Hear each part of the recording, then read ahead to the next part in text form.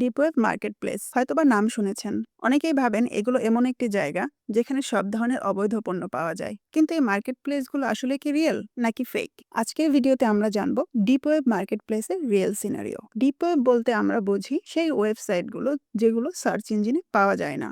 এটি হলো এমন একটি মার্কেটপ্লেস যেখানে ব্যক্তিরা বিভিন্ন ধরনের পণ্য ও সার্ভিস বাই অ্যান্ড সেল করে নিজেদের পরিচয় গোপন রেখে। ডিপ ওয়েবে লিগ্যাল এবং illegal both kind of service available. তবে আমরা জানার চেষ্টা করব মেইনলি লিগ্যাল সার্ভিসগুলো নিয়ে। ডিপ ওয়েবের লিগ্যাল সার্ভিসগুলোর মধ্যে রয়েছে নাম্বার 1 হুইসেল ব্লোয়িং প্ল্যাটফর্ম, যেখানে আপনি কোনো ধরনের কোনো ভয় বা ভীতি ছাড়া সত্য প্রকাশ করতে পারবেন যে কারো এগেনস্টে, আর সেটাও পসিবল হয় নিজের সম্পূর্ণ আইডেন্টিটি গোপন রেখে। নাম্বার 2 হচ্ছে প্রাইভেসি ফোকাসড কমিউনিকেশন টুলস, যেমন এনক্রিপ্টেড ইমেল এবং হিডেন চ্যাট। এর জন্য ডিপ ওয়েব মার্কেটপ্লেস রিকোয়ার্ড হয়। নাম্বার 3 হচ্ছে সাইবার সিকিউরিটি টুলস এবং ইথিক্যাল হ্যাকিং রিসোর্সের জন্য এই মার্কেটপ্লেস রিকোয়ার্ড হয়। নাম্বার 4 অ্যানোনিমাস হোস্টিং সার্ভিস, অর্থাৎ পরিচয় লুকিয়ে ওয়েবসাইট হোস্টিং, বিশেষ করে সেনসিটিভ কন্টেন্টের জন্য ডার্ক ওয়েব ইউজ করা হয়। নাম্বার 5 হচ্ছে activist and human rights platforms হিসেবেও ডার্ক ওয়েব ব্যবহার করা হয়, যেখানে সেন্সরশিপ বা দমনবিধির কোনো ভয় নেই। এগুলো ছাড়াও অনেক ইলিগাল সার্ভিস অ্যাভেলেবল রয়েছে ডিপ ওয়েবে। আমরা নিজেদেরকে ইলিগাল সার্ভিস থেকে দূরে রাখবো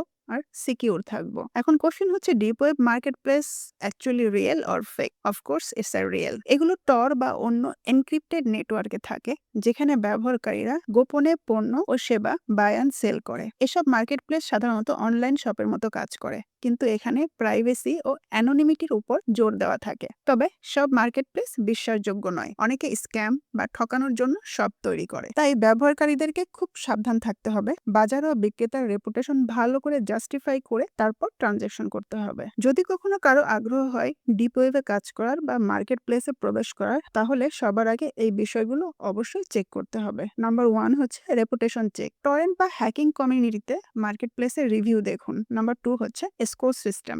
অনেক বড় মার্কেটপ্লেসে এ ধরনের সিস্টেম থাকে, অর্থাৎ পেমেন্ট সরাসরি সেলারে যাবে না। নাম্বার 3 হচ্ছে পিজিপি এনক্রিপশন। নিরাপদ যোগাযোগের জন্য পিজিপি এনক্রিপশন ব্যবহার করুন। নাম্বার 4 হচ্ছে মার্কেটপ্লেস লংজিভিটি। দীর্ঘদিন চালু থাকা মার্কেটগুলো সাধারণত বেশি বিশ্বাসযোগ্য হয়। সবসময় সাবধান থাকুন, কারণ ফেক মার্কেট খুব সহজেই বানানো যায়। ডিপ ওয়েব মার্কেটপ্লেসে ঢোকা বা লেনদেন করা বিপজ্জনক এবং এতে আইনগত ঝুঁকিও থাকে। তাই ডিজিটাল ওয়ার্ল্ডে কোনো কিছু শুরু করার আগে সেই বিষয়টি সম্পূর্ণরূপে জানুন। আজকের জন্য এতটুকুই। কারো এই মার্কেটপ্লেস নিয়ে কোশ্চেন থাকলে কমেন্টে জানাতে পারেন। Stay safe and stay legal.